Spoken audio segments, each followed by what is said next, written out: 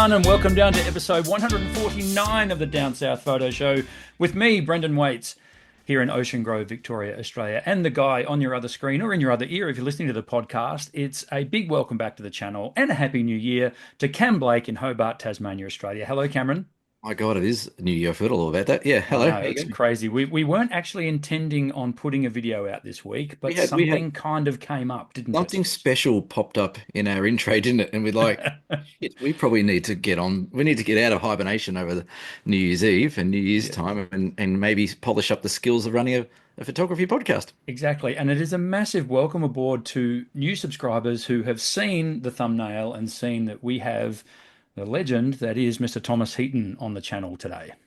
Amazing. What a get for the Down South Photo Show to have him I on. know, right? Have a chat to him. Oh, It's going to be amazing. yes, so it was brilliant. So we have just completed the chat, and now we're doing an intro to talk to you about the chat, but we won't be here very long. We'll get on with the chat in a sec, but we just want to do a little bit of homework before we move on to that. First of all, our December comp on our Facebook page has ended, of course, because it's now January. So thank you for all the entries in that. We will next week or maybe in 2 weeks' time let you know who was the winner of that. So thank you for everyone who entered, and then in February we'll have a new comp on the Down South Photo Show Facebook page. Wonder what that's going to. Um, We haven't got a theme for that yet, have we? We'll have to. no, we'll come up with one. I'm sure we will. Right. And just real quick, dsps.com.au, jump on there and check out all our workshops that we've got available for you. We are starting to run out of places on these workshops, so get onto dsps.com.au and hit up the workshops and check out some tours that we're doing. Cam, did you have a good Christmas period? No, I had a terrible one. I was a little bit unwell over Christmas, as we Yes. discussed off air, but Yeah, that was a bit shite. But the kids had a great Christmas, and Santa Claus came again, and that's that what was it's all good. about. Yeah, we had a good couple of days, and then New Year's Eve was pretty quiet, and then, like I said, we opened up the emails, and we're like, wow, we probably need to get on and do an episode. That's right. We should do this. We were going to have a week off, but yeah, it was awesome to have Tom on the channel. So I guess we can just sort of throw that interview now. I think we should. We should not keep the people waiting any longer. So sit back, relax, enjoy our chat with Mr. Thomas Heaton. Hello, everyone, and welcome down to a very special episode of the Down South Photo Show with me, Brendan Waits, and that guy, Cam Blake. And as you can see on the screen, there is a third individual. It's a massive Down South Photo Show. Welcome to Mr. Thomas Heaton. Hello, Tom. Hello, how you doing? Very, very well. When we do Good. these things, I feel like I've known you for a long time, but I've only just met you. It's one of those things because I've followed your channel for so long, and now here I am in your studio. Yeah, it's a bit of a funny one that the amount of people I meet who say they feel like they know me, Yeah, and then of course and I appreciate that because I've met people who I follow on social media and whatnot, and you do feel like you feel like friends. Like I yeah, catch myself in conversations with people, and I say, "Oh yeah, no, I know this guy who does this thing.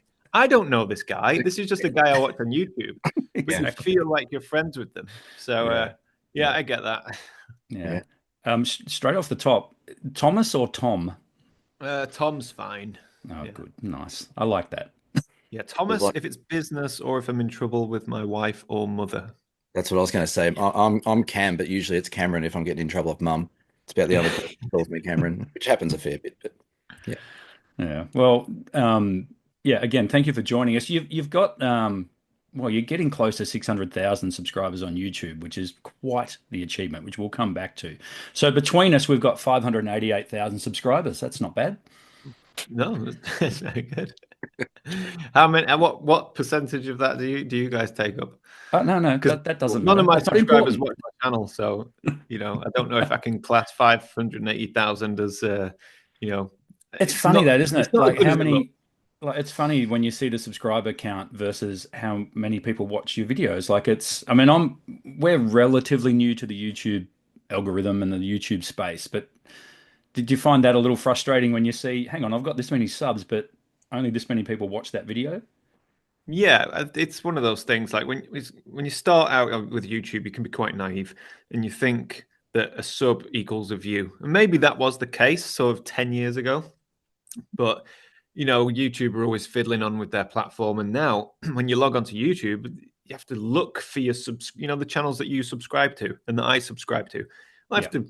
It's a bit of an effort to go in and find the videos by the people who you subscribe to. It's like YouTube wants to make you feel like you have some control, but really they want to feed you stuff. That's their goal. So in order to watch the content that you want to watch, you have to go and seek it out. Otherwise, you let YouTube take all the decisions, which is never a good thing to do. Yeah. But then, as a creator, because of that, you kind of have to play the game a bit, which is annoying because it does get in the way of good content. Yeah, absolutely. Yeah, they certainly make you search for what you want to look for, don't they? And then once you search a certain topic, we search your channel of photography, then all of a sudden your feed is just flogged with whole heap of photography themed stuff. And then you want to look at car stuff or you want to look at sports stuff, you got to go looking for it. It's really Yeah, but as well as that, like YouTube is now saturated with unfulfilling, quick turnaround, cheap content, and it really bugs me. It's like it's almost as if like people figure out what gets views. I'm not talking about photography channels here. I'm talking about across the broad spectrum.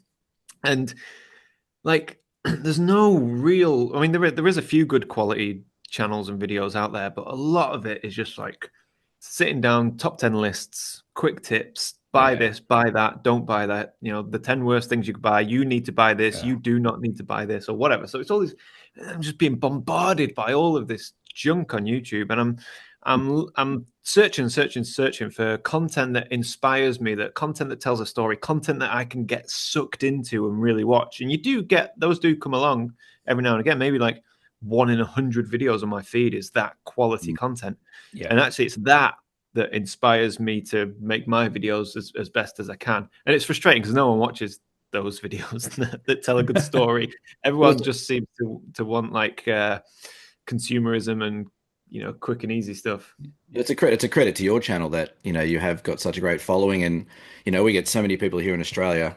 I do photography workshops here in Australia, and the amount of people have mentioned your name on workshops. The amount of times I have to agree with what you've taught on your channel in my workshops. It's almost like people are coming along with your knowledge, and I'm just, yeah, that's right. He's on the mark. He's right with that. So, you do have a great reach, and it's a credit to you that, like in all that mess of YouTube, you still stand out, which is pretty cool, I reckon. Yeah, I'd like to stand out more. It's difficult. Well, don't get me started on those. Don't get me started on those YouTube videos as well that have the AI voiceover. Oh God, I've started to notice them all the time now. I've clicked on a few of them. Yeah, and I'm just click, nope. Yeah, it's crazy, isn't it, that YouTube content now is being filled up with just total 100% AI generated videos that have stock video footage, and it's usually, I mean, it's just a story. Everything on YouTube, right? All the good stuff is original. All the stuff that I don't like is stuff that gets rehashed and rehashed and rehashed. The same tips all the time, the same products all the time, same stories. Like there'll be stories about, I don't know, like say a lost hiker. And these stories go back 20, 30, 40 years, and they've been told and told and told. And now they're being told, but with an AI voiceover. Yeah. And it's like, can nobody do anything original? And it drives me mad. Sorry, guys. I'm not usually this grumpy. I'm just having a bit of a rant. I was going to say, is it early morning for you and not us? Yeah, that's right. We're the ones up at 6 a.m. No, I've had a busy day. And I want to sit down and watch a good quality, original, creative YouTube video, because YouTube is my main sort of it's my main consumable. Well, let's set about making some good YouTube content, shall we? Well, that's it. That's what you have to do. And that's the difficult thing. Well, I don't know if you've seen any interview. Well, I don't know if you even have watched one of our videos, but in the past, when we've had guests on, we start with a little segment I like to call burst mode. So what I have is about 10 questions that you can answer any way you like. There is no wrong answer, but it kind of helps our viewers and listeners get to know Thomas Heaton. So shall we kick off? Oh gosh, it's not quick fire, is it? Well, burst mode. All right. Okay. Well, I'm not being held liable for any community strikes you get on your channel for my answers. No, and the more the merrier. That's right. And there's no wrong answer, and take as long as you like to answer it, even though they are sort of rapid fire. Question one, Okay. color or black and white? Color. Digital or analog? Ooh, I'd have Yeah, to so say this I gets them want to every say time, analog doesn't it, or Cam? digital. Yeah, analog's good. Talk about original content. Your your first camera that you owned, Thomas. Ooh, a Canon 350D. Hmm. So, It was wow. it was digital. Yeah, it was the first digital camera that was, or one of the first digital cameras that was at sort of a consumer level. It was accessible. It was in the price bracket of most people. Yeah. So do you miss compact flash cards, Thomas? No, none at all. I It's still got them yeah, though. yeah, I've still got a drawer full of them. I can't bring myself to get rid of them. Yeah. yeah. That was the thing about the 350D. 8 megapixels, 7 areas of autofocus, I think, and compact I don't know, flash. man. Something like that. Mine was silver. That's all I know. But I Nice. tell you what, it was brilliant. I got it. I was 20 years old, I think. Yeah, 20, and I got it. It was a birthday present, and it was unbelievable because I had been shooting Yeah. film up until that point, but I'd never owned the film cameras. I used to use the cameras that the college would give out to us. So like the Canon AE1 and stuff like that, sort of 35 film That's cameras, developing in the darkroom, shooting black and white. And to be fair, actually, I think I had a Canon Power Shot, some little point and shoot thing, which was terrible. And as soon as I got that DSLR, that 350D with interchangeable lenses and discovered macro lenses and discovered white balance and how you could make the moon glow orange almost and street lights and reflections and oh my god, it was just the most exciting time of my life was when I got that first camera. And actually, it's really sad because you very rarely get that anymore. yeah. The first kind of yeah, those first 6 months of really discovering photography and learning everything. Like, I'll never forget being blown away when I discovered what depth of field was, photographing a statue of a dog on the back of my couch, and I could throw the Yeah. background out of focus by changing the aperture. And I was like, oh my God, this opens up a world of possibilities. So, Yeah. yeah, those were the days, man. Yeah. Yeah. Absolutely. That's very cool. That's kind of like the genesis, right? This is the Thomas Heaton story getting going. I guess so. Yeah. I love it. Um, what's your current favorite camera to use? Oh, it has to be. Do you know what? I'm going to go out of left field here and say the Hasselblad X-Pan. Yeah. Cool. It's I just had so I good. had a feeling you'd say that, given by what I've seen with your videos, like, and how much you enjoy using that camera. What do you like about shooting with the X-Pan? Well, it's the rangefinder, and it's the field of view that you get, and the Mm. fact that as soon as you put it up to your eye, it makes you look at the world in a completely different way. And the irony is that I don't really use it much for landscapes. I use it more for walking around. If I go out on a trip or if I'm going to a new city or something, I'll take it with me. And it to me, it just I don't like filming with it because I like using the X-Pan in urban environments and I can't film myself in urban environments. It's just too cringe. Yeah. So I just like to walk around with it. And I tell you, I'm not going to lie as well. There's something really, oh, what's the word I'm looking for? Like if you go to a busy tourist attraction and everybody's there with their iPhones and maybe someone's there with a Nikon Z7 or something and you pull out an old battered X-Pan where the film winds on after every shot. It's like, then you get a little air of superiority about you. So I quite like that. I quite like the fact that walking around the cool old X-Pan, and it is great to shoot because it makes me look at things different, shoot things different, and it kind of harks back to what I was saying about the 350D. When I got the 350D, and I was just so excited about shooting everything. Kind of similar when I get the X-Pan in my hand, because I do landscape so much that any opportunity to shoot subjects outside of landscapes, I really, really enjoy.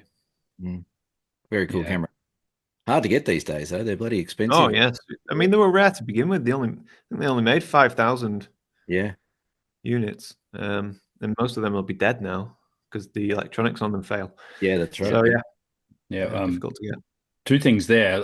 I was in my shop yesterday, and a young kid bought in a Canon AE1 that he just bought at like a op shop, like a second-hand shop, and he'd paid like $150 for it, Australian, and in absolutely mint condition. I was tempted to offer him like 300 or 400 on the spot And it was so good to see a young kid with an AE1 in his hands. Yeah, film has seen a huge resurgence in the past, I don't know, 5 years maybe, Yeah, which is good to certainly. see. Yeah. Hopefully it continues as well.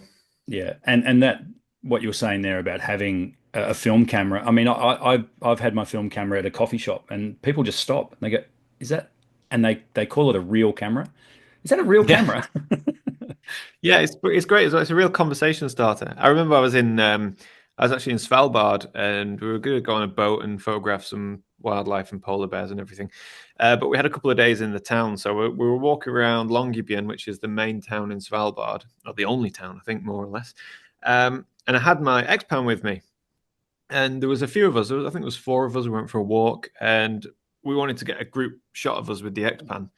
So I gave it to a tourist and I said, "Do you mind just taking a photograph?" Said it's all set up. All you got to do is just look through there, put us in the middle, press the button. And he took two shots, and then he took another shot, and I'm like, "No, no, no, no, no! It's another 20 quid, God! It's so expensive." And then he's looking at it, and he's looking down like this, and he's trying to see the pictures so that we can, see if they're any good, or we need to take more. And I'm like, "Oh no, it's film, it's film." And then when I got the film developed, of course, it was just four floating heads. It chopped our bodies off completely. So yeah, fun experiences with that camera. Yeah. This is a very important question I've got for you, Tom. What's more important, composition or exposure? Composition every single time. I'm losing this one. You are losing that battle, but I that's put out fine. something It's that okay. I thought exposure was more important, and I've just been. I don't know. Exposure is very, very subjective. You can go high key, you can go low key. If you're shooting raw, you can fix most exposures these days. Yeah. Whereas composition, if it's off, it's off. Yeah. That's a good point. Absolutely. Thank you. Who is a photographer, living or dead, that you'd like to meet? Oh, I think I'd quite like to meet Bruce Percy. He's a great photographer. I love his work. Super abstract. Shoots a lot of film, and goes to very cool places. I know. Yeah, I love his work, but never met him. So I think if I was to bump into anybody in the field, yeah, I think I'd like to meet Bruce. A UK photographer, is he? He's Scottish, so Scottish. Yes, UK. Yeah. UK. Same. Have you been to Australia? No, it's too far, man. I don't fly very well. So the thought of just getting on a plane for 24 hours just kills me. So, you don't have to. You can sort of hop. Well, you could do it that you did 200 odd years ago and come on a boat. Yeah, that's right. Ah, yes, true. How long would I need for that? About 3 weeks. Yeah, a bit. Yeah, be good though. No, I'd like to. I think Australia. I'd love to. If I could just teleport there, I would go. Yeah. But I think with Australia, I think I'd need to commit like a month. I'd need a long time, because otherwise it would just feel like I wasn't scratching the surface. And then it's so big. Where do we even begin? That's true. I mean, we do have a massive country, and we're very lucky. We live here, obviously, but even for us to get to some of these places, for us, it's a long haul. Even within our own country borders. So I totally understand where you're coming from. Yeah. I will. One day I will. I'll do that whole area. Japan, New Zealand, Australia. I want to do Tasmania, actually. That's what I'd like to see. That's where I'm from. So that's where Cameron's based. Yeah. Oh, there you go. Yeah. It's very. I did Scotland for the first time a couple of months ago, and the comparisons between Tasmania and Scotland were quite similar. And yes, I believe so. Yeah. So and Tassie, as we call it, it's a little bit smaller than Scotland, so you can almost go around in a day and a half around the whole island. But it's got a bit of everything. So yeah, let us know if you're coming out. I'll buy you a beer and show you around. Oh yeah, I mean, yeah, I'll be letting everyone know, because if I'm going there for a month or two. So that's right. Yeah, definitely meet up with loads of people. That would be the dream.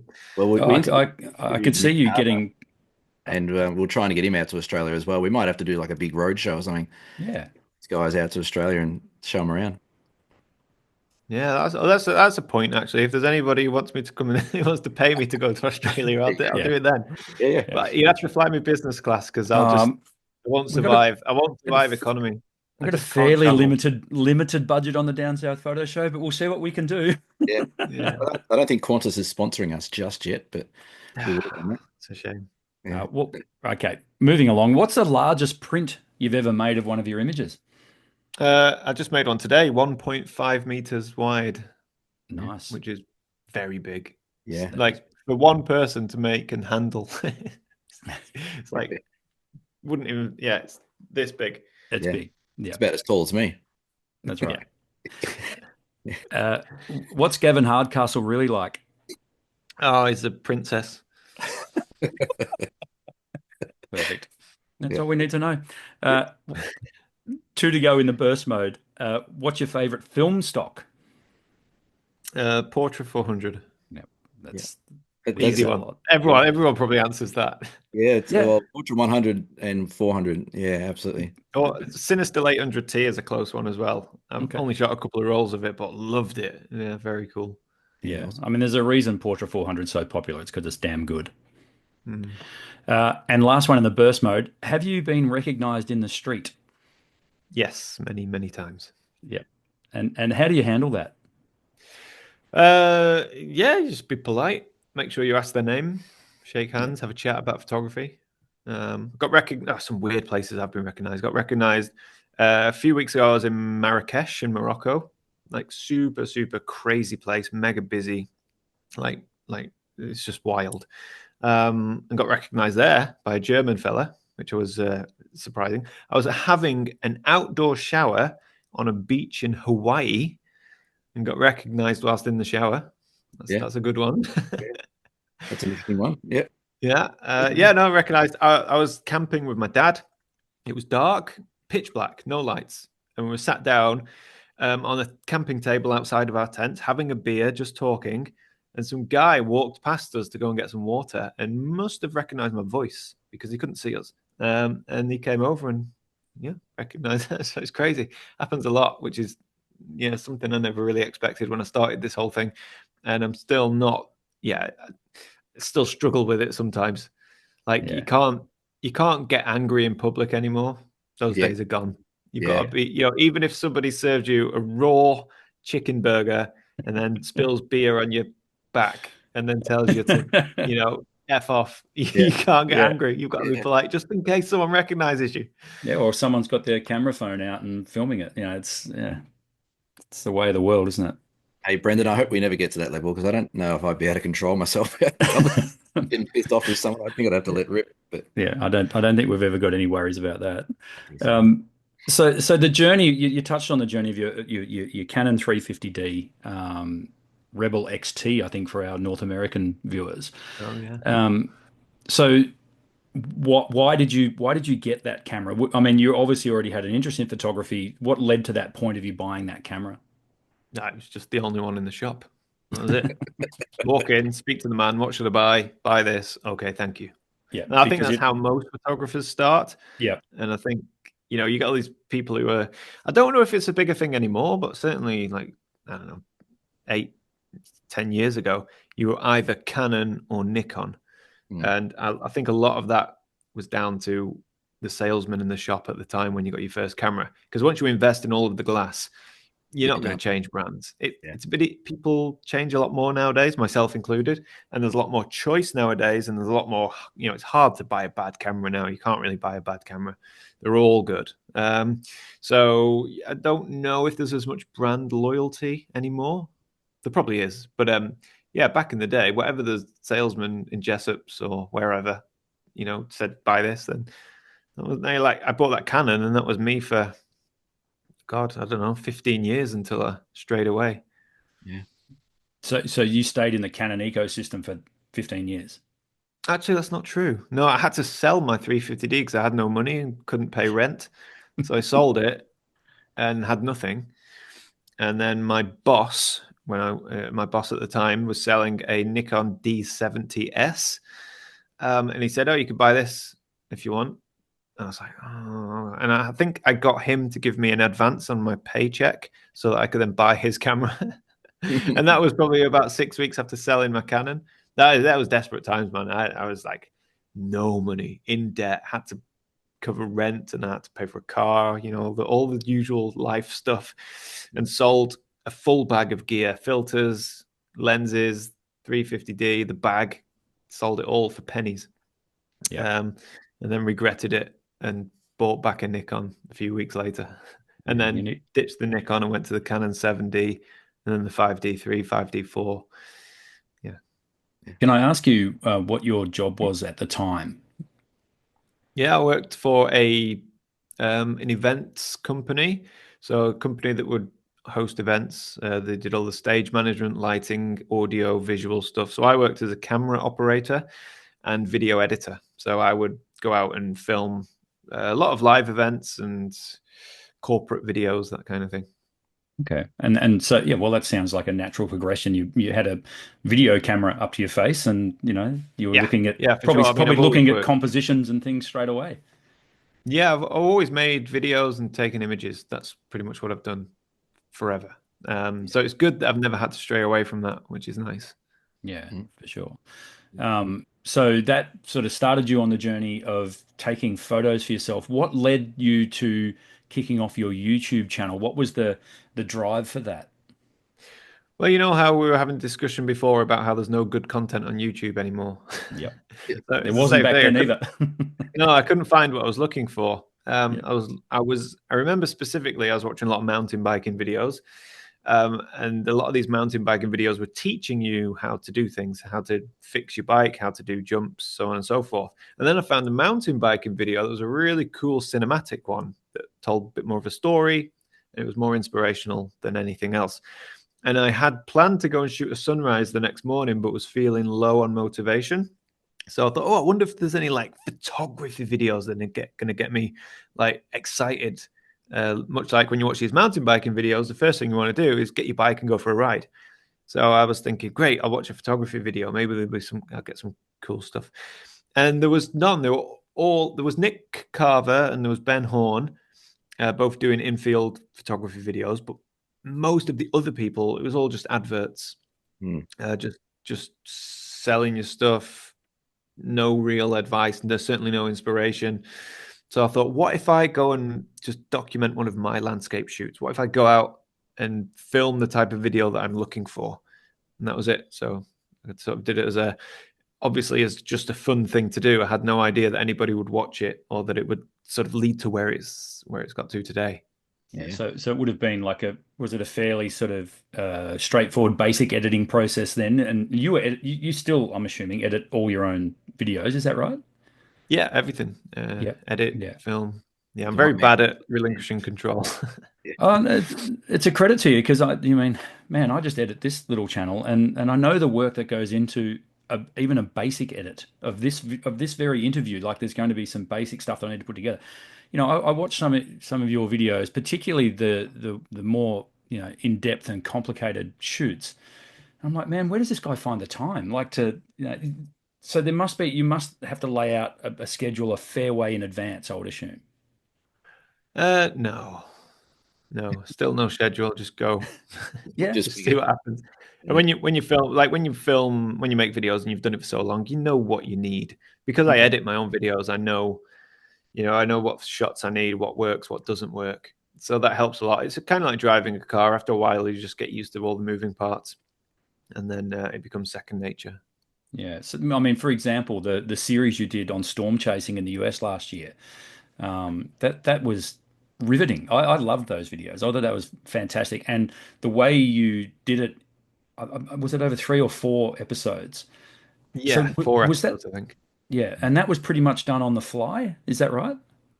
Oh, everything, well, 100%. When you're storm Yeah. chasing, you're Yeah. only ever on the fly. There's Yeah. no plan. You just go, go, go. I think that had 5 cameras running at different points. So you can imagine trying to edit together two Yeah. weeks worth of footage from 5 different cameras. Yeah. No, With minimal sleep in between. Yeah, for sure. no, that's phenomenal. I mean, the way they came across as well. Yeah, it worked really well. So with that in mind and the places that you've traveled to, what do you find makes a good place to travel, like a good location to travel to? I mean, you obviously you do your you do your research and you go to these places. Are you on the lookout for something constantly? I mean, there's and you correct me if I'm wrong, but there's definitely a Thomas Heaton look about your photos, obviously. But I can look at some photos online and say, well, that's got a Thomas Heaton vibe about it. Is there something that you always look for when you go to these locations? Um, yeah, I don't know if I'd agree with that because I kind of shoot everything.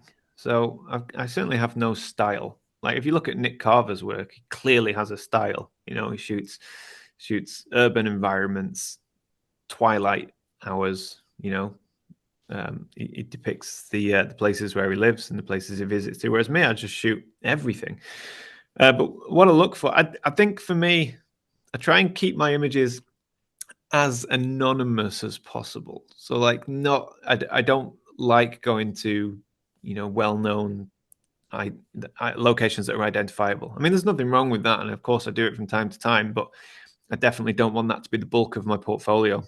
Because I just like stuff to be as original as possible. Not necessarily an original idea, because that's very difficult, but an original location, something that a lot of people would walk past, something that a lot of people wouldn't be able to identify where it is. And that opens up a whole world of possibilities when it comes to travel.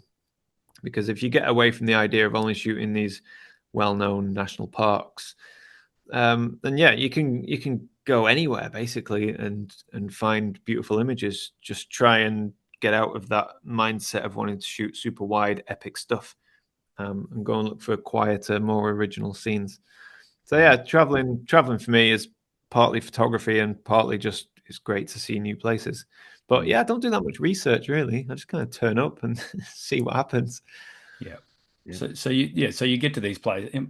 It's actually fantastic advice for our listeners, and that is, and could Cam and I, we run the odd workshop here or there, and we do go to iconic locations, but we do that because we have students with us, and it's easier in a lot of respects to shoot iconic locations. They're all sort of laid out, they're spectacular, all that sort of thing. But we quite often, we'll teach people, point your camera that way. Yeah. Just go 90 degrees from that amazing landscape there and have a look over here. And it's actually a really good way when you're out in the field to shoot. Yeah, I mean, like, there's nothing wrong with it. Like, if you're going to go to, let's say, I don't know, Zion National Park, for example, right? You can go and you can shoot. I can't remember the name of it, but there's a really famous, couple of famous, super famous shots there. That if you go, you'll be joining 50 other photographers in a line. Yeah. Go and do that and get that shot, but Yeah. then move on. Like, go and see what else you can find, because you'll be so much more satisfied if you create an image that nobody else has got, where you were completely by yourself when you shot it, and it's so much more fulfilling. But then to a beginner, if you're a beginner, I would say go to these places, these honeypot locations, because they're a lot of fun and it's very exciting. If you get good light, you'll be super happy. But after a while of doing that, not only will you run out of places to shoot because there's only so many epic places in one area, but you'll start to you'll start to see better versions of your image. It's inevitable. Like with AI and with 10,000 people a year taking the same shot, someone's going to get better light, someone's going to get better conditions, someone's going to have a better camera, someone's going to have better editing skills. So your images will just fall into the ether, Yeah. and they'll not get seen. But if you can create work that's original that nobody's, it just could be a tree that nobody else has really shot because it's on your local footpath that you walk your dog. If you can get that in really beautiful light and beautiful conditions, like, you will, oh my God, the pride and the fulfillment you'll get from that type of photography. Or Yeah. going to a super famous national park and coming away with some original images, and people say, "What? That's in Yosemite?" I'm like, oh Yeah. yeah, Yeah. that's a good approach to photography. And I think it also creates a better eye for photography as well. If you can go to those iconic places and walk away with your own take and originality on some of those spots, I think it builds your portfolio in your brain of what you can create. Like, you see things differently, you look for things differently. We've got a classic, very iconic mountain down here called Cradle Mountain in Tasmania. It's almost like the Yosemite of Australia, and everyone comes and just shoots that mountain. It's a classic sort of mountain shot, but it's hard to sort of pull people away from that shot. But when they do, when they start looking around or walking down some of the trails that the lazy tourists won't walk down, some of the original shots they get out of that national park are incredible, and it just makes you such a better photographer. So that's awesome advice. Absolutely. Yeah, I mean, like if I went to Australia, I'd probably Google these awesome locations. I'd go Mm, and look at them, probably shoot them, but I'd only allow that to be 10% of my time out with the camera. yeah. The remaining 90%, I would be walking the trails and looking for alternative viewpoints of the same subject, or looking for completely different scenes altogether. And that's not it's just because that's how I like to do it. It's, like you say, it's about practice. And the more you practice, the better you become at breaking down the landscape and identifying compositions and images. And yeah, it's also worth thinking about what you enjoy doing outside of photography. If you're the type of person who likes to go hiking, then don't go to the viewpoint. Go for a big hike Yeah. and wait until you see something on that hike. Yeah. Yeah. Yeah, Awesome. for sure. So very important question. How is the Delica going? Oh yeah, she's good. The Broken. diesel heater broke, um, so I had to go and underneath and get all that fixed before the cold spell that came. So I've just released a video today where I was shooting really cold conditions. Like it was amazing. It was like you won't ever get this in Australia, but there was a hoarfrost, which is Right. basically as if somebody sprinkles icing sugar over the land. We actually had Everything stuck. we actually had a hoarfrost in Tasmania this year for the first Oh, so time. you do get them. Yeah, That's up my ignorance. yeah, I yeah. just No, thought everything in you're Australia right. was It's 40 degrees.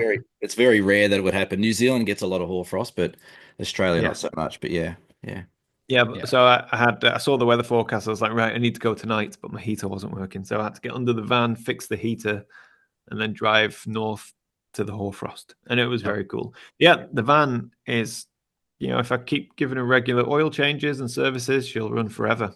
Best Yeah. engine in the world, I think. I think it was a fantastic addition to your channel. The van almost became its own character on your videos.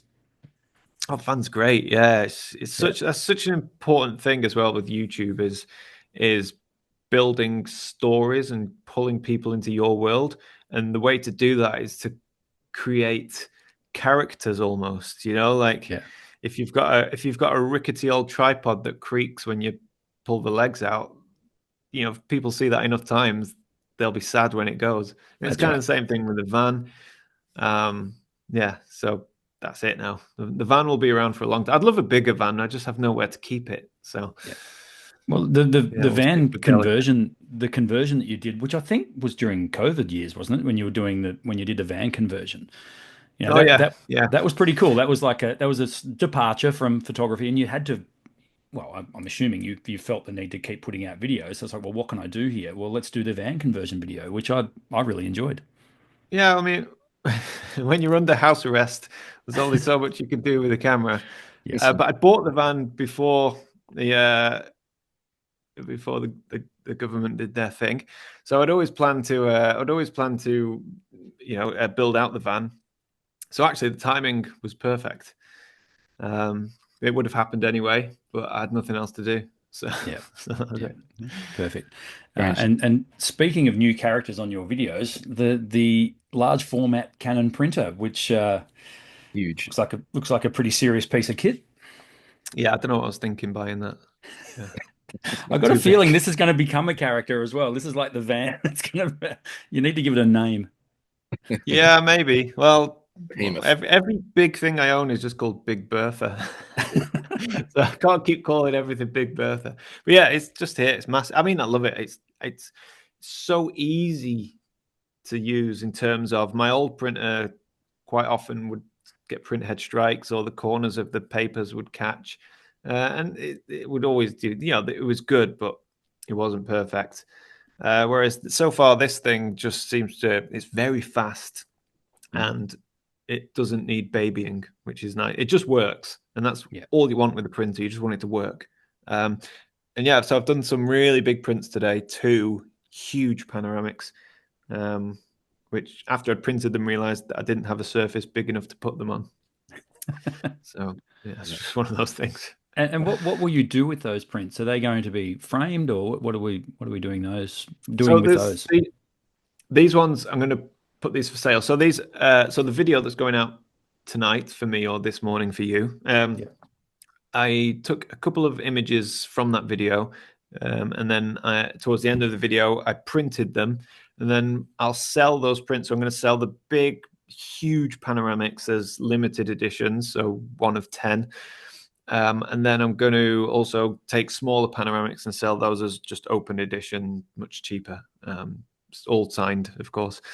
So that's it. Yeah, I'd start trying to claw back some money from this big printer investment. Yeah. And they are quite the investment as well. I mean, I think it's great that you printing your. I mean, a lot of photographers do it now. They invest in the big printing gear because they want. And I'm assuming, like most photographers, it's that control that you've got over the final product. Yeah, it's the control, but it's also a really fun, satisfying thing to do. Like, if there's any, the photographers watching this video, print your work. Don't be an idiot like me and go and buy a large format printer, but buy yourself a little, Pro 10 or something, and just print your work. Print it small, because it's such a crying shame when images are just left on a hard drive and then you put them on the internet, but then algorithms kill them. No one sees them. So print them, pin them to your wall, keep them in a folder, whatever. Analog. That's what you want to do. It's so nice to see an image in print versus on a screen. It just completes the process. I don't think you'll have any arguments between Brendan and I. We're definitely all for printing and getting it out there and framing and showing. It's the whole process, isn't it? That's the last step that people seem to forget these days is you can take the shot, you can edit it, but then it just sits on a hard drive. What's the point? It needs to be tactile. You need to be able to look at it and show it and feel it and see it, and it's such a better outcome that way. Yeah, and then if you want to get really crafty, you can make your own mounts and your own frames and that kind of thing, and you have a lot of fun doing that. When it's raining outside, going to a workshop, build something, make something, you just feel, it's as good as exercise. You feel great afterwards. Yeah, absolutely. And the thing that got me into the industry years ago was I got a print framed and I put in a frame and I gave it to a friend of mine for his 21st birthday. And someone dropped the magic phrase, "Hey, you could sell these." Yeah, that's all you need to hear, isn't it? That's it. And then that was it. 30 odd years later, here I am.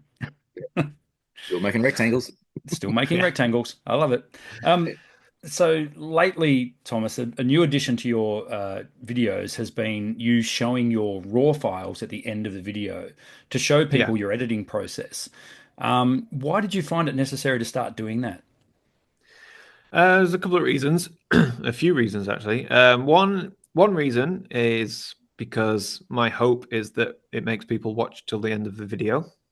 So if they know that something's coming at the end that they're interested in, then they'll stick around and watch all the way to the end. The other reason is because I genuinely think it's interesting and helpful for the viewer to see how the image looks as a raw file and how it's been edited. Another reason, and this is because I'm very cynical, is that AI now is just off the scale. It's terrifying how in just 6 months to a year, AI is just gone, leaps and bounds.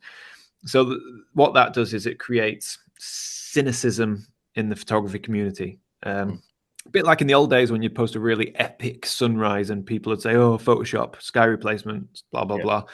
It's kind of the same thing. If you capture a beautiful image, people might just think, "Oh, it's probably AI." Now, it's not too much of a problem for me because I've got the video.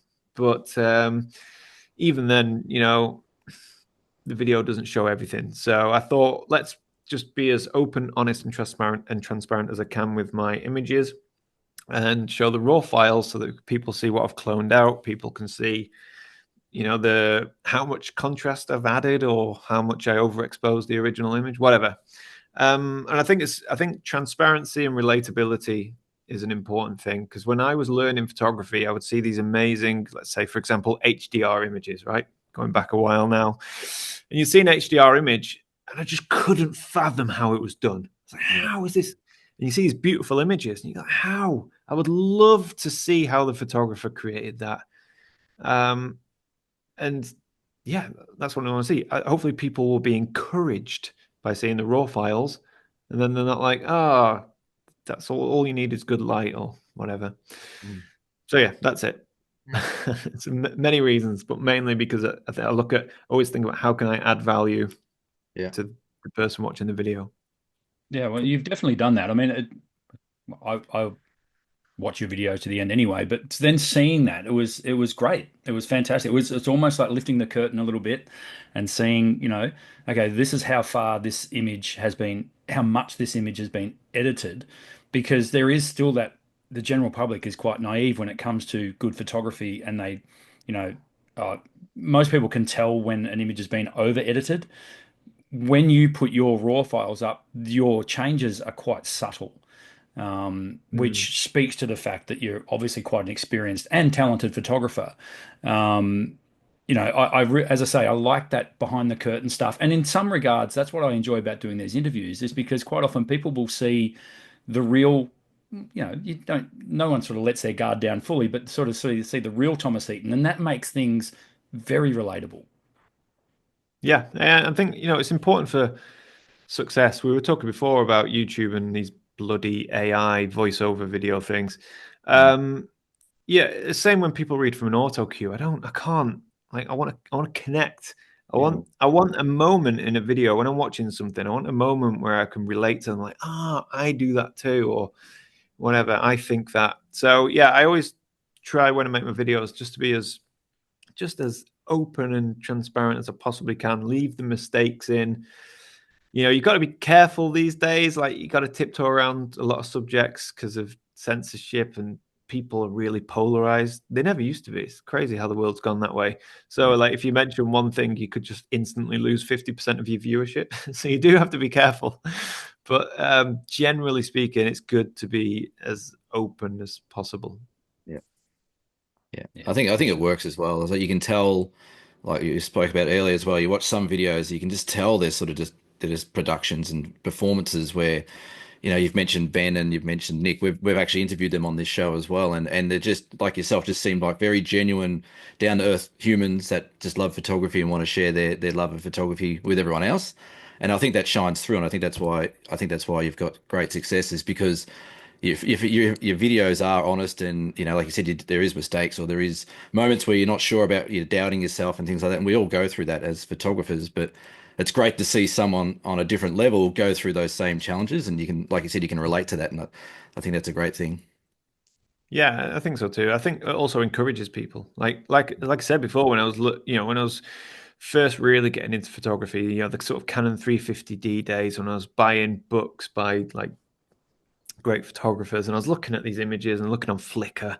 I just couldn't I couldn't understand. There was a barrier between me and the images, and I really wanted to know how they were shot, and what I was doing wrong, because my images didn't look that crisp and that clean, and I never got those colors in my sunrises and sunsets.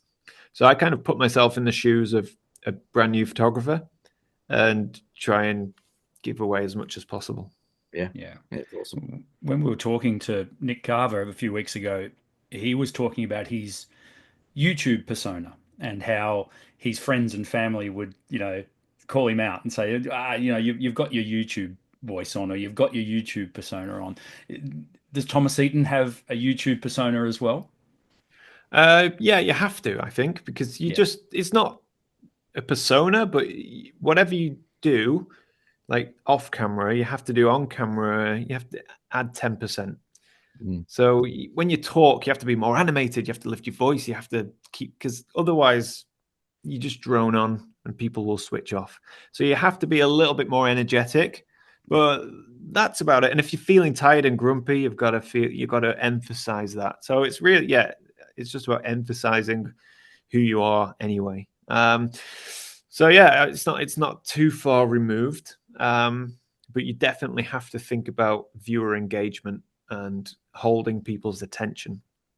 Yeah. Well, I mean, it's the entertainment industry as well. I mean, it's, obviously you're there, you're showing off your photography, you're teaching, but YouTube is for entertainment. So yeah, there Yeah, is a certain level, and to a certain extent, Cam and I, when we are on the show, we're quite similar. Like we will spice it up a little bit, and which you is great. have But to. I we think but we also when you have people edit who your own come with us video, on.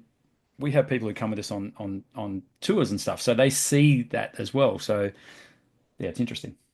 yeah, if you edit your own videos for 10 years, you'll realize that you need to spice things up a bit. It's like, how many times do I say, got it. So after a few edits, you start to realize that you've got to stop doing that. And it's like editing my own videos. Oh God, I'm getting bored and I'm editing and I'm the one who film them. So next time, speak a bit faster, get to the point quicker, stop Yeah. repeating yourself. Yeah. You know, have a bit more energy, move around a bit, be a bit more animated. So it's still me. Everything's all my opinions. Everything's still the same. It's just, you know, it's for the camera, it has to be a bit more polished juiced up. Yeah. Yeah. Yeah. So to that end as well, do you have any employees for Thomas Heaton Inc., or is it just yourself? If the tax man is asking, then yes. Yes. My wife. Well, my wife is on the books. There you go. So technically, yes, I have an employee, and she helps me mostly during calendar season. So I sell calendars, and when I get so many orders, she's a godsend. So she'll come and pack calendars and help me ship them and that sort of thing. And then she's on call anytime I need some work doing. So if I'm traveling, for example, she'll hold down the fort here. But other than that, no, just me. I couldn't have an employee. No. Yeah. They're trouble. Yeah, they I are. don't have an office. Well, I've got an office, but it's my house. Yeah. And then I'd have one more thing to think about. And also, I'm very spontaneous in that I don't really plan ahead too far. So I couldn't tell my employee when to come into work because I don't know until the day that I need them. Yeah, it's actually a fantastic way to be. I mean, in some regards, I'm a little jealous of that because I run a business with employees, and you're exactly right. You know, you lose a bit of that spontaneity when you're on such a structured schedule. Yeah, also, I really think it's important to be agile. Like, you know, if I was to take on employees in order to grow, then how much would I have to grow to then just be pretty much where I am now? Yeah. Like, That's yeah. I don't know. I don't see the point of an employee doing what I do. Maybe a personal assistant or something like that, or hiring people occasionally for big jobs. I could hire a cameraman if I needed, if I wanted to make some sort of epic video. Yeah. But generally speaking, I just want to be as small, as agile as possible.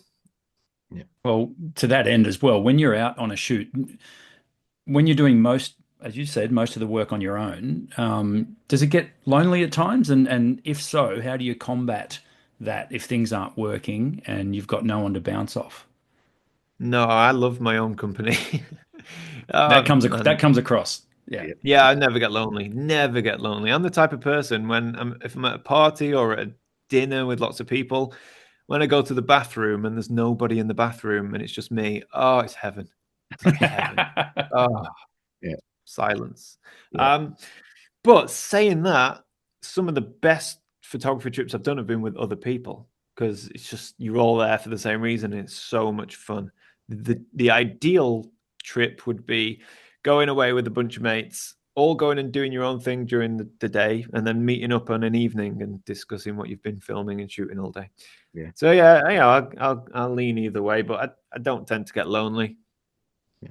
Cool. Yeah, something tells me, you know, when you head off in that van, it's Tom time. It's you're into Oh, that. it's nothing better, man. Yeah, Get the Starlink up. Get yourself fast internet. Yeah. Get some films on the go. Make a cup yeah, of tea. Kick back. No one around for miles and miles and miles. It's heaven. yeah. Well, I think you're preaching to the choir on this channel for sure.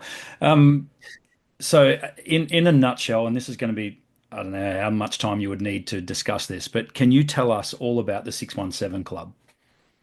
Yes. So the 617 Club, again, it formed for a few reasons. One was like it's very difficult on YouTube because I'd reach such a broad audience. Like, for example, if I wanted to, I like the idea of having meetups and meeting people who watch the channel, but you can't announce that on YouTube because it's too many people, right? It would be chaos. And as well as that, if I wanted to make a video about, you know, a really geeky, in-depth video about some processing technique or a printing or whatever, again, that doesn't appeal to a broad audience. So what you need a way of sort of creating a community of the people who really care, you know, the true fans. So we created the 617 Club. Now it can't be free because then just loads of people would join. then no one would be engaged because anyone would come in, there'd be all kinds of characters and people would leave. And so they have to be committed by paying, which is great because it gives me an extra income. It gives me something outside of YouTube, because YouTube is great, but it's not mine. Like, I don't own the channel. Google owns the channel. So if they want to kill it, they'll kill it. So it's good to have my own thing. And it's fantastic because I can do all the stuff that I want to do but can't do on YouTube. So make tutorial videos, live streams, meetups, little fun competitions and challenges, and give prizes and giveaways. And I've met so many good people. Like, the community is really strong, and it's still. I was kind of expecting maybe the engagement within the group or the club would start to die off a bit, but it's not, man. It's growing, and people love it because there's no ads, there's no sponsors, there's no algorithms either. So you can organize your feed how you want it, and people are learning from each other. People are organizing their own meetups. It's like, so basically it's how social media was 10 years ago. Yeah, it's great. That's awesome. Yeah, it is. It's very cool. I mean, I'm a member of the 617 Club. Joined it last year, and you've not been to a meetup though. no, unfortunately not. And it's probably the time zone thing that sort of throws me out a little bit. But yeah, but I do catch flight. up on it though. He needs business class flights everywhere he goes as well. Yeah, so. that's right. So that's exactly so. And the 617 Club was that was a joint initiative with you and another photographer. Is that right? Yeah, Simon Baxter. Thank you. Yeah, because he's great. He's a very good photographer. He's also very focused. He's like, basically, he's the opposite of me. Like, I'm scatterbrain all over the place, spinning too many plates. I know nothing about tech or IT. So Simon's organized, kicks my ass every now and again when I've been slacking off in the club, or I get distracted by other projects. So yeah, he's great. Adds a lot of value. And I think work very well together because we're so different. Okay, and you'll find all the details for the 617 Club and of everything that Tom does in the description below. Do you feel like your YouTube channel in particular has a use by date? Oh yeah, it's expired already. like if you look at like the trajectory of my YouTube channel, you know, it was going like this for the first 5 years, and then boom, flatlined. The algorithms change, YouTube's change. It's obviously going to keep evolving. Thing is, with YouTube, they always need new people, so they want to promote new channels and not really push older channels like me. So I get videos that spike and do well. Like, one video could do 100,000 views in 2 days, and then another video could do like 40,000 views, and then it's dead. So there's no consistency anymore. It's weird. It's like, it's the whole thing where subscribers have been pushed away, as in that YouTube's not really a subscription thing anymore, because it's just people are fed videos by the algorithm. Yeah. So it's difficult to predict like where it will go. It's not steady anymore. When I first started, it was fairly predictable. Now it's very unpredictable and it's stressful. But I just I enjoy doing it. That's the most important thing, and it's still my living. It would be nice to get 1 million subscribers and be able to pay off my mortgage, which I thought that's where I was in 2017. I thought, okay, well, a few more years, and and then just that happened, which happens to everyone. It's totally understandable.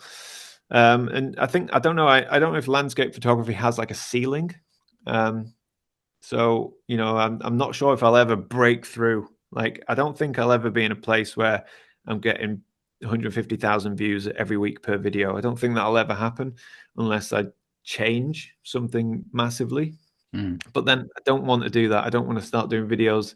The one thing that I've always stood by is I want to make videos that I want to make and make videos that I want to watch. So to look at what's getting views and how to grow and then start creating content that's not authentic, I'd rather just do something else. Yeah, it's interesting. It feels like, and you'd know this, it feels like the goalposts get shifted quite often with the YouTube, with the algorithm, and with everything that you're looking for out of YouTube. It just feels like it all gets changed to suit the business model of Google or of YouTube more than the actual creator. They're looking after their own interests, which I get. It's a business. I totally understand that. But that forever having to pivot and to chase, it must get tiresome. Yeah, it's good. I really, really respect like Ben Horn, who's never changed what he's done. He's always made the videos in the same style, more or less.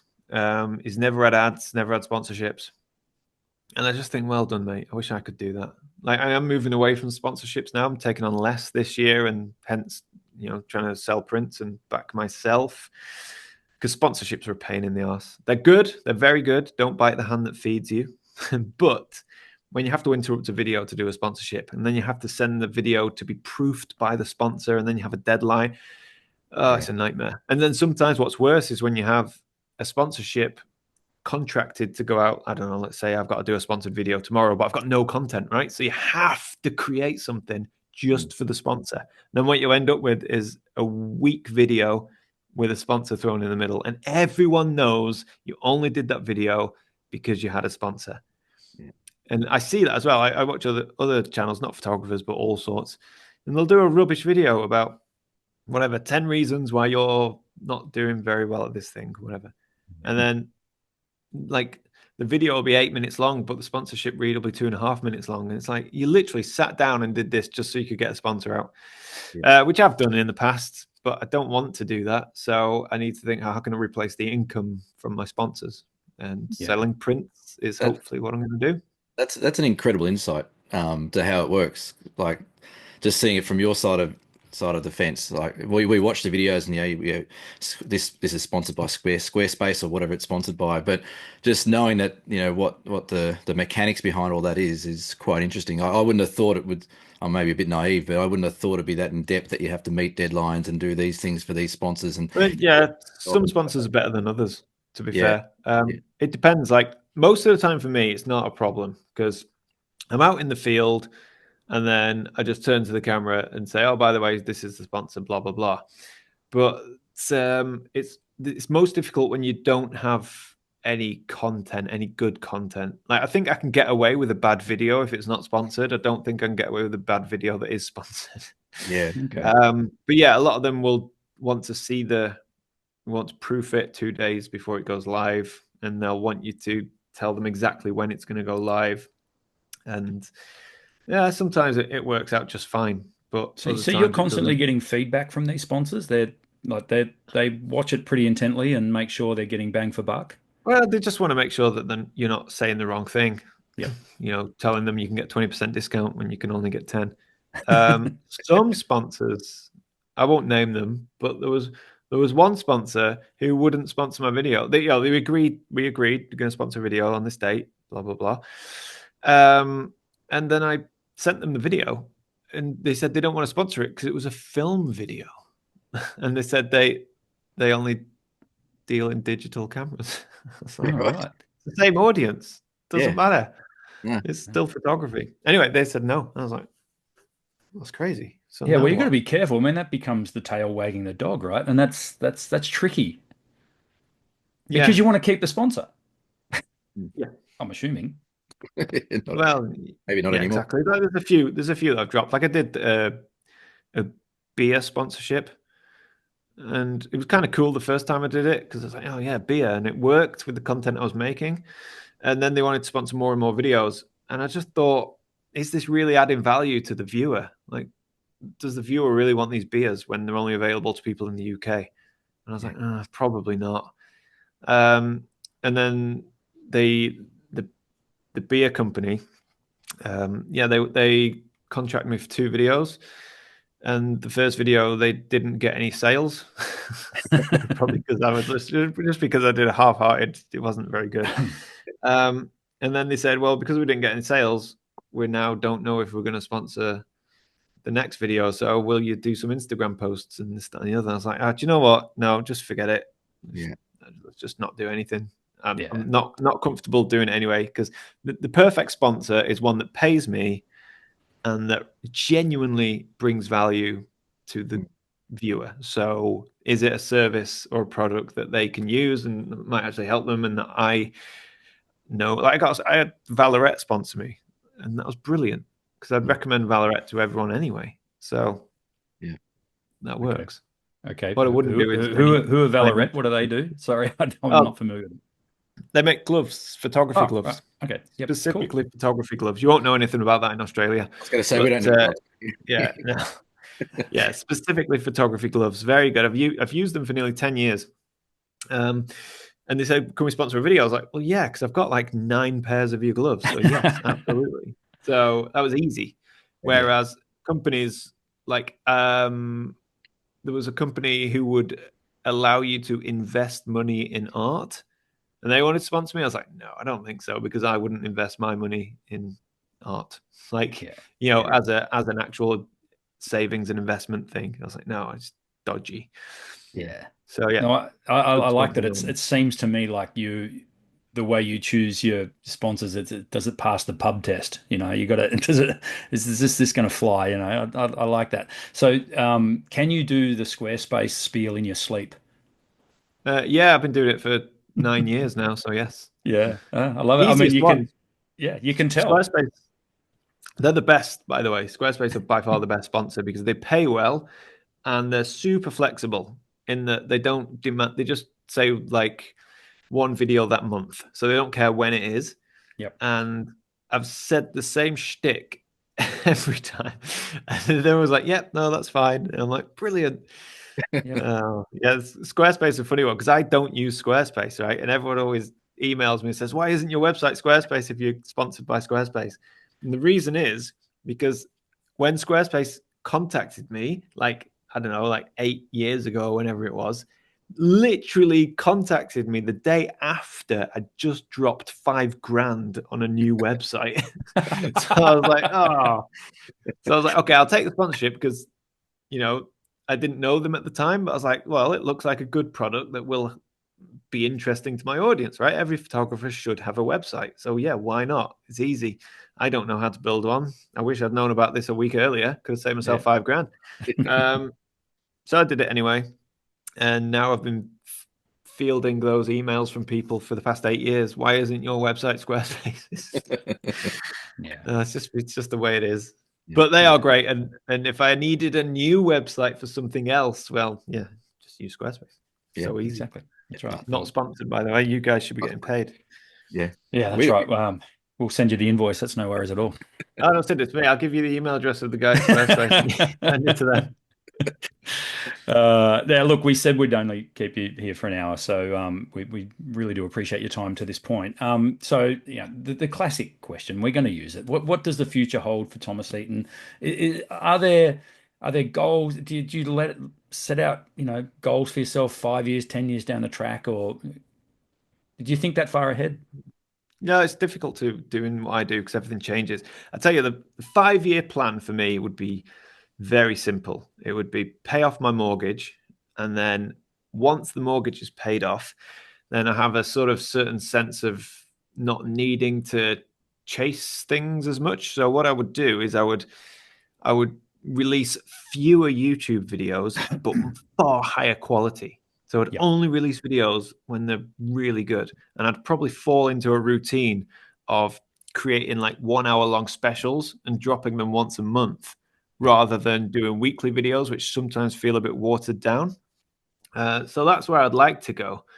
But getting there is so difficult. Like, I'd need to see a huge spurt in growth. I'd like the 617 Club to grow and overtake YouTube in terms of income. And then that would also free me up to then get off the hamster wheel, as it were.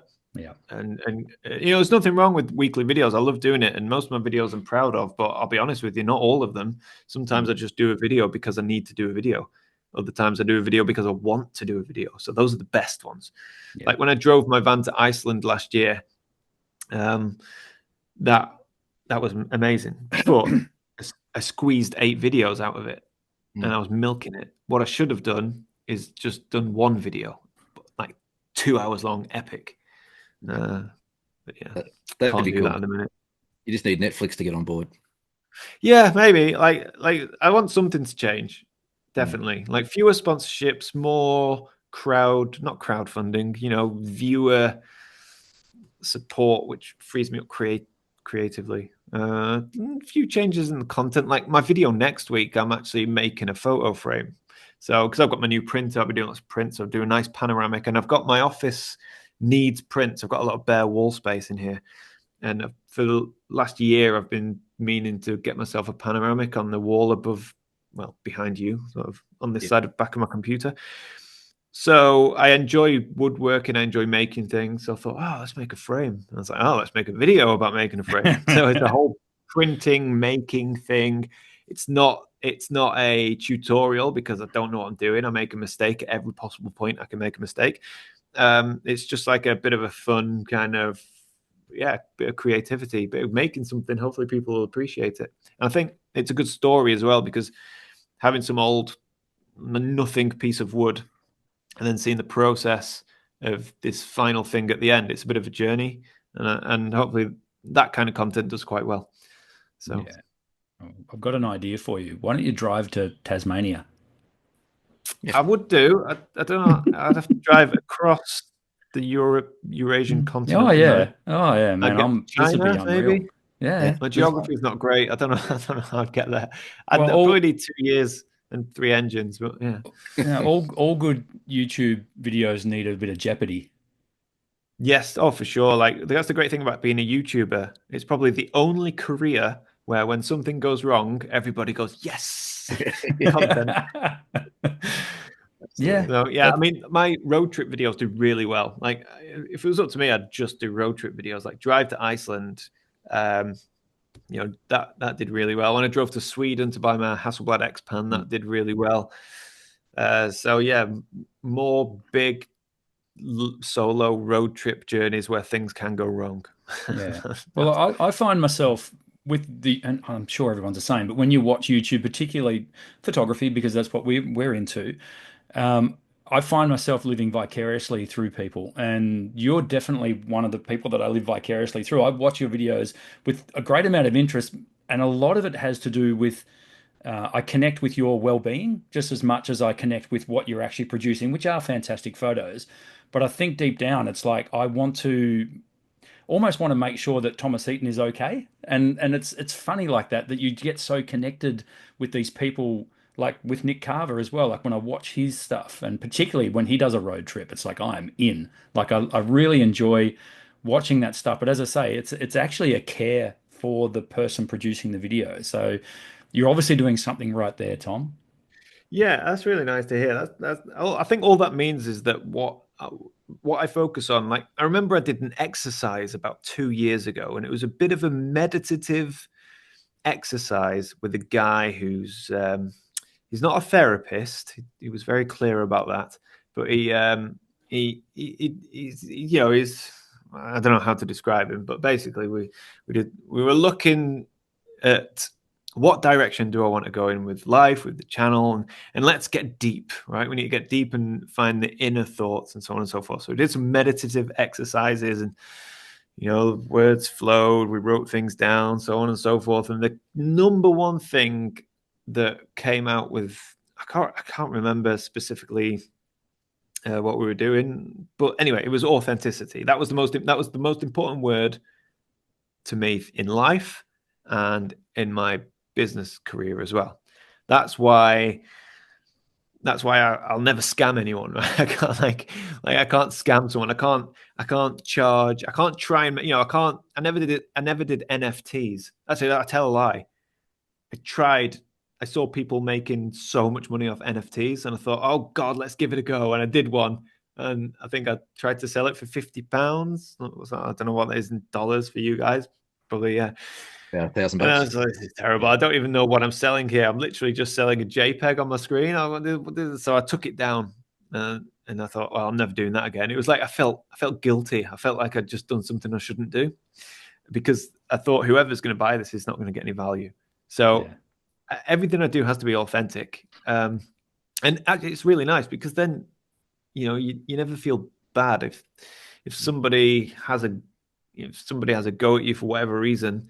Then you know that you've done the best thing you could possibly do anyway. So it's just an unfortunate thing, and I don't feel bad. So yeah, maybe that's why you feel that way, because it's me. It's genuinely me. In the videos, it's me. Yeah. Emotionally, it's me. I never try and be happy when I'm not happy, and I never try and fake sadness and fake things. Just keep it real. It 100% comes across. So, keep doing what you're doing, Thomas. It's fantastic. And as I say, whenever a Tom Heaton video comes out, I'm watching straight away. Oh, great! You've got one now. I dropped one about an hour and a half ago. So. All right. Well, I'll get off here and go and watch it. It's a long one. Oh shit. Okay. Right. Well, maybe I'll go to work and put it on. Yeah. Just sit there and relax. It's a good one though. It's the best one I've done in ages. So, okay. Really good All right. condition. Well, you heard it here first. You heard it here first, guys. The Down South Photo Show exclusive. That's right. Yeah. Even though it's already out, and this won't come out until it's after out. It doesn't matter. Yeah. Yeah, it's fine. That's how it works. Tom, thank you so much for your time today. And we could keep going for hours, but we don't want to keep you. And we really do appreciate you giving up some time to talk to our viewers. Thank you so much for the tips and advice that you gave our viewers and listeners as well. And look, and as we said, if you're ever in our neck of the woods, by all means, say good day. One day, it's on the list. That New Zealand, Japan, that whole area is happening one day. Yeah. Well, and hopefully at some point we can get you back on and see how the plan is working out. Yeah, for sure, guys. I'll come back on, no problem at all. Awesome. Thanks, Tom. That was awesome. All right. Thank you very much for time, and we will see you for episode 150, I think, next week. So cheers. Thanks, everyone, and thanks again, Tom. Cheers. No problem. So there you have it. What a fantastic interview with Tom. Thoroughly enjoyed his time. He was very generous with his time. We said it would be an hour. It ran a bit longer than that. So absolutely brilliant chat. The guy comes across as very, very genuine, doesn't he? Yeah, look, what you see is what you get, which I think's amazing. What I loved about that was he just gave so many insights as to what he does and what happened behind the scenes. And like he mentioned there towards the end that authenticity is, his thing. And it is, like, he's very authentic. And, we spoke about sponsors, we spoke about putting videos together, we spoke about what drives him and things like that. So that was really good. That was a lot of fun. And hopefully we can get him back on the show again. I reckon we need to start a fundraiser to get him down to Tasmania by the sound of it. Yeah, definitely. Yeah, that's right. We'll get him there. He expressed a genuine interest to get down to Tassie. So he avoided Ocean Grove and just went straight for Tassie. Oh, well, why wouldn't you? I mean, come on. It is. We all know it's the creme de la creme of Australian landscape photography is Tasmania. Yeah, that was great. Great questions, well interviewed, and he was just a really nice guy. And like I said, he gave us a bit more time than we sort of said, and no issues. So thanks, Tom. Again, it was great. Yeah, and once again, welcome to anyone who has joined us after seeing Tom. The Down South Photo Show is almost 150 episodes old. We've been running for about 3.5 years or so. We do a weekly podcast, which goes on YouTube and also on wherever you find your podcasts.